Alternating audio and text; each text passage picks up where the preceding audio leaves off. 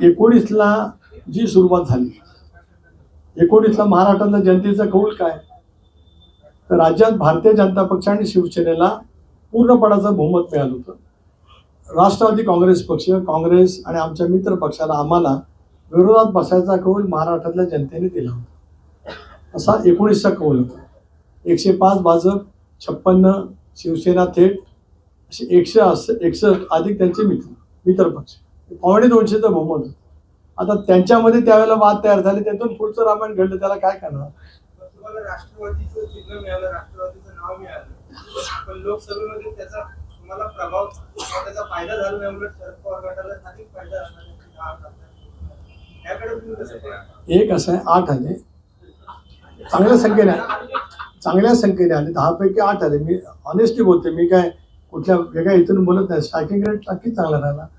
हे असं चालत राहतं. राजकारण हे प्रवाहित आहे. एक निवडणूक सगळ्या निवडणुकीचं परिमाण ठरवत नाही.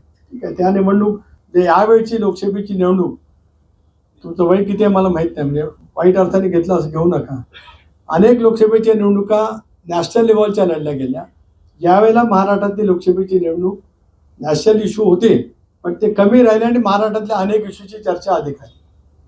त्याच्यामुळे अनेक वेळेला मी सांगितलं ना की प्रत्येक निवडणूक वेगळं बॅरोमीटर घेऊन येते, वेगळं परिमाण घेऊन येते. आता विधानसभेला चित्र समजेल.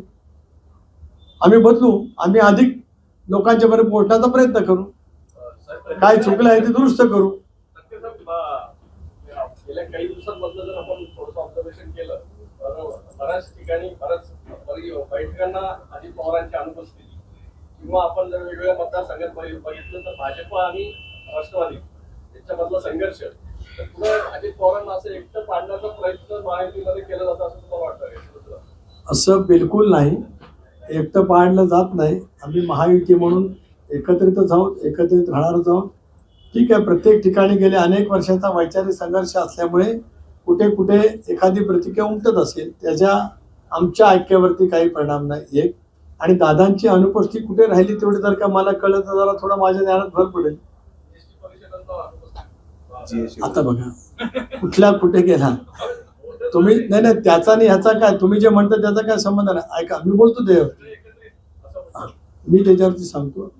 GST परिषदेला दादा नाही गेले. 2 पद्धतीच्या मीटिंग होतात. एक ग्रुप ऑफ मिनिस्टरची एक आहे, त्याला गोव्याचे मुख्यमंत्री अध्यक्ष आहेत, आणि परवाची झाली ती GST जनरल बॉडीची मीटिंग झाली. ज्या वेळेला एखाद्या राज्याच्या अर्थमंत्र्याला जायचं नसेल तर ते त्यांचा प्रतिनिधी पाठवू शकतात. दोन्ही बैठकीला त्यांच्या वतीने आदिती तटकरेंना त्यांनी पाठवलं होतं.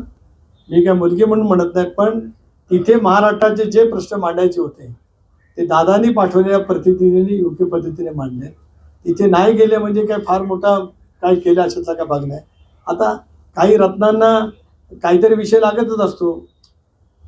रत्नांच्या पाठीमागचा शब्द तुम्ही शोधा, काय शोधत होता ते शोधत असतात. तसा नवीन विषय एखादा काय भाजपसोबत गेल्यानंतर भाजपच्या मातृसंस्थेने ज्या पद्धतीने या इलेक्शन नंतर रिॲक्ट केले की अजितदादांना सोबत घेतल्याने आपल्याला पॉलिटिकल लॉस झाला. थांबा 2 मिनिटं. त्याचं या सगळ्यामध्ये लोकसभेच्या निवडणुकीनंतर भाजपच्या मातृसंस्थेने ज्या पद्धतीने रिॲक्ट केलं की दादांना सोबत घेतल्याने आपल्याला लॉस झाला, तरी सुद्धा सत्तेत राहणं ही एक राजकीय अपरिहार्यता आहे असं मला वाटतं का? सत्तेत राहणं ही आमची राजकीय अपरिहार्यता नक्की नाही. आम्ही सत्तेमध्ये जाताना बहुमताने आणि कॉन्शियसली निर्णय घेतला. चव्हाण साहेबांच्या दिलेल्या विचाराच्या आधारित की बहुजन समाजाचं हित करायचं असेल तर सत्तेत असलं पाहिजे. मातृसंस्थेने ते मांडलेला विचार नाही. मातृसंस्थेच्या असलेल्या नियतकालिकामध्ये एका कोणाचा तरी तो लेख आहे. आता उद्या एखाद्या वर्तमानपत्रामध्ये लेख येतं, पण ते वर्तमानपत्राचं मत आहे असं नाही, त्याच्यात जो लेख लिहिणारा असतो त्याचं ते मत आहे. मातृसंस्थेने काय मत व्यक्त नाही केलं, आणि तसं आमच्या पुढे निदर्शनास आलं नाही. आम्हाला चर्चा करत असताना तसं कुठं अनुभवाला मिळत नाही. आम्ही सोबतच आहोत. या पद्धतीने सन्मानपूर्वक आमच्याशी भारतीय जनता पक्षाचं शीर्षचं नेतृत्व दिल्लीचं आणि राज्यातलं योग्य पद्धतीने मागताय. किती विचारणार होता, किती काय तुम्ही काय? आशिष देशमुख त्यांनी एक आरोप केलेला आहे, मोठा गंभीर आरोप केलाय दिलीप वळसे पाटील आणि धनंजय मुंडेंवरती. ते दोघेही विदर्भामध्ये माजी मंत्र्यांना शरद पवार गटाच्या मदत करतात. अनिल देशमुखांकडे त्यांचं हे दोघं भाजपपेक्षा किंवा तुमच्या पक्षापेक्षा त्यांना जास्त मदत करतात असं त्याचा आरोप आहे. मला माहित नाही, मी ते काय बोलले अशी देशमुख मी का अजून ऐकलेलं नाही. माहिती घेईन आणि मी जरूर प्रतिक्रिया देईन. आम्ही युतीशी बांधलेलो आहोत, त्यामुळे कोणाला जुनी मदत करणं वगैरे काही प्रश्न येत नाही. तुम्ही शेतकऱ्यांच्या प्रश्नांवर बोललात, पाणी प्रश्न महत्वाचा धरला तुम्ही, परंतु शेतकऱ्यांचा एमएसपीचा प्रश्न अजूनही सुटत नाही. दरवर्षी दरवेळेस वेगळं सरकार आलं की तो अजेंड्यावर असतो, परंतु सत्तेमध्ये आल्यानंतर या प्रश्नाकडे मुद्दाम दुर्लक्ष केलं जाते. तुम्हाला असं वाटतं? आणि आता तुम्ही सत्तेमध्ये आहात, तुम्ही विजन मांडताय, तुम्ही डेव्हलपमेंटच्या गोष्टी करताय की केल्या पाहिजेत, परंतु आता त्या दृष्टीने किती पावलं उचलले गेले? एक असं आहे की किमान आधारभूत किंमत आज देशातल्या महत्वाच्या असलेल्या कृषी मालाच्या उत्पन्नासाठी निर्धारित केलेली आहे. भाताची केली, गव्हाची केली, इतर काही पिकांची केली. आपल्या राज्यामध्ये सुद्धा कृषी मूल्य आयोग राज्य सरकारने नेमलेला आहे. त्याच्यामध्ये आज दिला जाणारा दर, उत्पन्नाच्या वरती होणारा खर्च आणि मग त्या शेतकऱ्याचे कष्ट याची ताळमेळ घालूनच किमान आधारभूत किंमत ठरवली गेली पाहिजे. आणि ती ठरवत असताना एखाद्या उद्योगाच्या मध्ये जशी प्रॉफिटेबिलिटी असते तशी शेतकऱ्याला मिळाली पाहिजे, याच्यात दुमतच काही कारण आहे. अलीकडच्या कालावधीमध्ये किमान आधारभूत जी किंमत ठरवलेली आहे ती बऱ्यापैकी योग्य आहे, पण तरी सुद्धा अधिक त्याच्यामध्ये वाढ ही करावी लागेल आणि सतत राहणारी प्रक्रिया आहे, एका वर्षात संपणारी प्रक्रिया नाही आहे. मला वाटतं प्रश्न अनेकांच्या शेवटचा प्रश्न अजित पवार सारसबागेत मागे असं म्हणाले की 7-8 वेळा बारामती लढलो, आता बारामतीत रस नाही. तर नंतर काही चर्चा झाली का की अजित पवारांचा बारामतीचा रस का कमी झाला, का गेला? त्यांचा रस बारामतीतच आहे, ते ओरिजिन बारामती आहे, देशमुख शेवटचा तो डीएनए बारामतीचा आहे, उत्तर मिळाले. ते तिथलेच आहे. एवढे दिग्गज नेते असताना भाजपला असं वाटतं की नितीन गडकरींना महाराष्ट्राची धुरा द्यावी, याच्याकडे तुम्ही कसं बघता? असं आहे, गडकरी सुद्धा महाराष्ट्रातले एक महत्वाचे नेते आहेत. राज्याचे 24 वर्षे विधान परिषदेवरती राहिले. PWD मिनिस्टर म्हणून त्यांचंही काम अतिशय उल्लेखनीय राहिलं. त्यामुळे प्रचारामध्ये गडकरी साहेब असणं आम्हा सर्वांच्यासाठी चांगलं आहे. शेवटी ते सुद्धा महाराष्ट्रात आज दिल्लीमध्ये जसं चव्हाण साहेबांनी नेतृत्व दिल्लीमध्ये केलं महाराष्ट्राचं, आदरणीय पवार साहेबांनी केलं, तसं आज महाराष्ट्राचं नेतृत्व दिल्लीमध्ये गडकरी साहेब करताय सरकारमध्ये. स्वाभाविक जर का ते महाराष्ट्राच्या प्रचाराला येणं गैर काय, जमेची बाजू आहे. मुख्यमंत्री त्यांना केलं तो भाजप अंतर्गत प्रश्न आहे ना. इतका हायपोथेटिकल जाऊन कसं झालं आता काय आहे.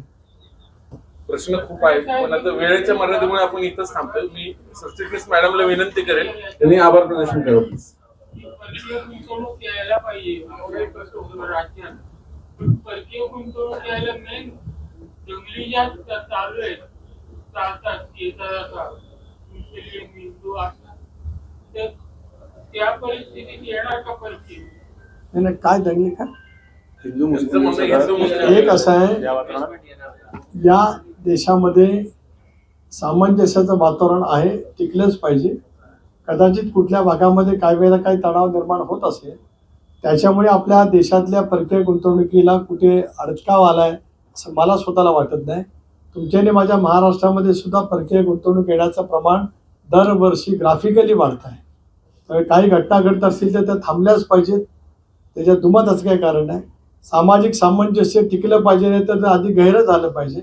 या दृष्टिकोनातून पावलं सर्वांनी उचलणं गरजेचं आहे. पण महाराष्ट्रातली परकीय गुंतवणूक ना कमी झालेली काय कमी होणार. शेवटचा प्रश्न धन्यवाद. जागा वाटपात काय आपण किती जागांची मागणी केली? जागा वाटपात शेवटचे हेडलाईन देऊन टाकायचं. आज मी मुकलं हे सगळं